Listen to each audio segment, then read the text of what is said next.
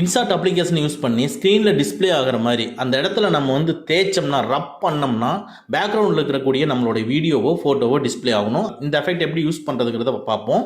Instar அப்ளிகேஷனை open பண்ணிக்கங்க. இதில் நீங்கள் ஃபோட்டோவோ வீடியோவோ எது வேணாலும் நீங்கள் யூஸ் பண்ணிக்கலாம். நான் வீடியோவை கிளிக் பண்ணி உள்ளே கொண்டு வந்துக்கிறேன். இப்போ மெனுவை லைட்டாக மூவ் பண்ணி பிஇபியை கிளிக் பண்ணிக்கிறேன். இதுக்குள்ள மெட்டீரியலை கிளிக் பண்ணி அதில் கிரீன் ஸ்க்ரீனை கிளிக் பண்ணிட்டு அப்படியே மெனுவை கீழே அப்படியே மூவ் பண்ணுறேன். இப்போ நம்ம எதிர்பார்த்த அந்த எஃபெக்ட் வந்துருச்சு. இதை கிளிக் பண்ணிட்டு உள்ள கொண்டு வந்துக்கிறேன். உள்ள கொண்டு வந்து ரைட் சைடில் இருக்கிற ஃபுல் ஸ்க்ரீனை கிளிக் பண்ணி ஃபுல் ஸ்க்ரீன் பண்ணிடுறேன். இப்போ நம்ம செலக்ட் பண்ண எஃபெக்டை செலக்ட் பண்ணி அப்படியே லைட்டாக மூவ் பண்ணி கிரீன் கலர் வர இடத்துல வச்சுட்டு அப்படியே மெனுவை லைட்டாக மூவ் பண்ணி கட் அவுட்டை கிளிக் பண்ணிக்கிறீங்க.